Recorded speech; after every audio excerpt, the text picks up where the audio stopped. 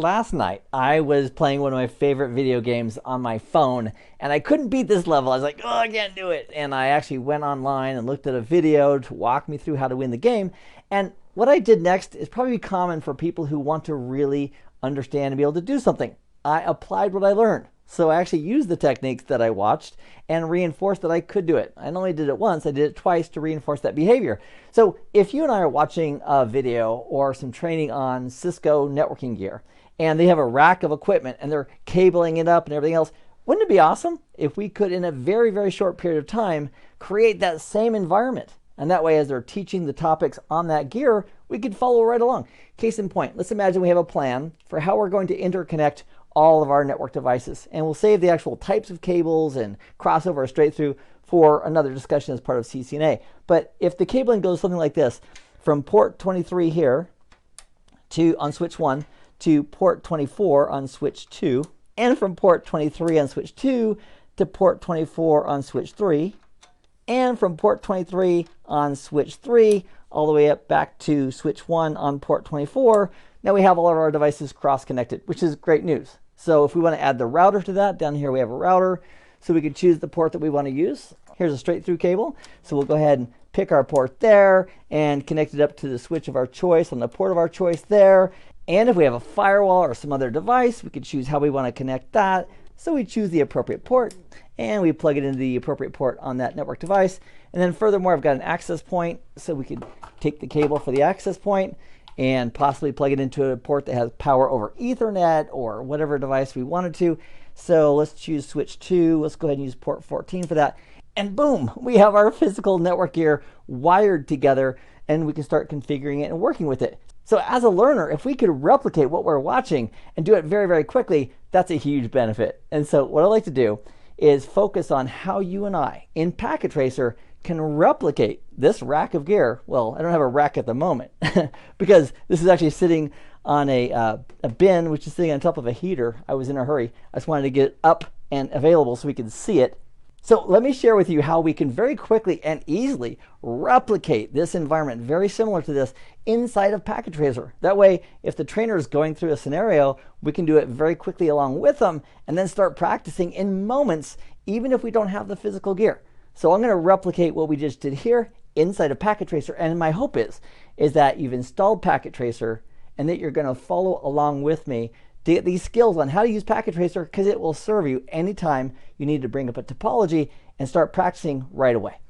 So here we are in Packet Tracer with a brand new project, and there's several ways of doing this, but probably the simplest, if you want to have that look and feel of the physical gear, is to go ahead and click on the physical icon right here, and then here under the compass, just go ahead down to the main wiring closet directly, click on that, and then click on jump to location. And then we can close that dialog box. Now, we can zoom in and zoom out using these controls up here, but at the moment, we have nothing in our wiring closet, and that's why we want to add a new rack. So we're going to use this icon right here to go ahead and create a new rack, and boom, we have a new rack. And I will go ahead and click on zoom in to zoom in a little bit on that. Perfect. And then we can start adding our gear. So in this topology that we just looked at a moment ago, we're going to add some switches. So down here on the bottom left, we click on network devices, and then below that, we select switches, and then we'd grab the closest switch they have in Packet Tracer to the gear that we're trying to replicate. So in my case, I've got a 3560 as switch 1, so we'll drag it up.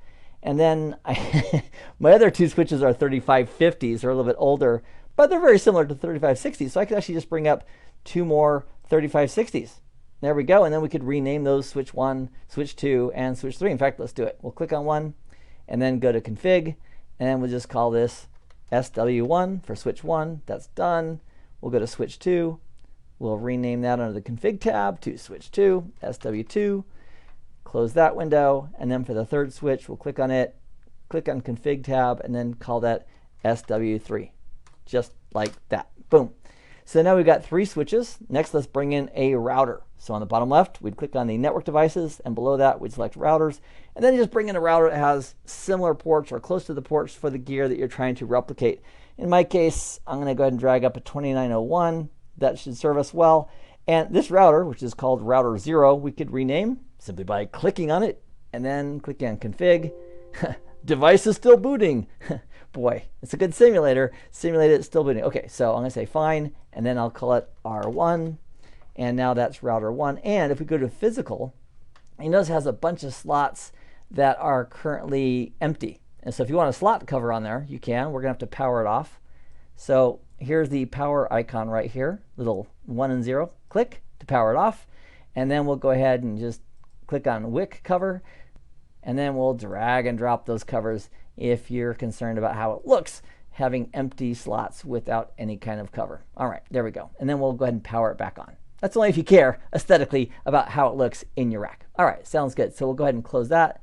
And then if we scroll down just a little bit, I also have the adaptive security appliance and the wireless access point. So down here under network gear, we'll go ahead and click on security. And we have a 5505 and a 5506. So I'll drag and drop the 5505. There it is. And also we have an access point. So I'll go ahead and click on network devices again. Down below we have wireless devices. And I'll just go ahead and grab an access point and drag it up.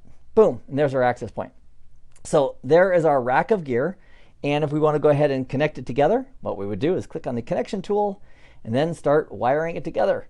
So if we want to control what ports are in use, we're going to want to go ahead and use the straight through or crossover cables between two like devices, two switches. We're going to use crossover cables. So we'll go ahead and click on the icon for crossover cable, click on switch 1, and we are going from port 23 on that guy to port 24 on switch 2.